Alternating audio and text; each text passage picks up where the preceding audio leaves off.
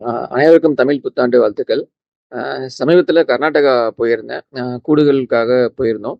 So அங்க ஒரு மாவட்டத்தில வந்து இந்த மாட்டுக்கு வந்து எப்படி பிராக்டிஸ் குடுக்குறாங்கன்னு பாருங்க. நம்ம ஊர்ல வந்து ஒரு மாரி பிராக்டிஸ் குடுப்பாங்க. ஸோ இவுங்க வந்து ஒரு மாரி பிராக்டிஸ் குடுக்குறாங்க.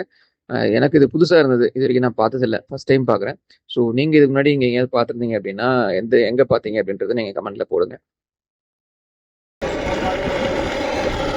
ಎಷ್ಟು ದಿನ ಪ್ರಾಕ್ಟೀಸ್ ಕೊಡ್ರಿ ಎಷ್ಟು ದಿನ ಪ್ರಾಕ್ಟೀಸ್ ಕೊಡ್ರಿ ಹಿಂಗೆ ಈಗ ಒಂದು 4 ದಿನ ಆಯ್ತು.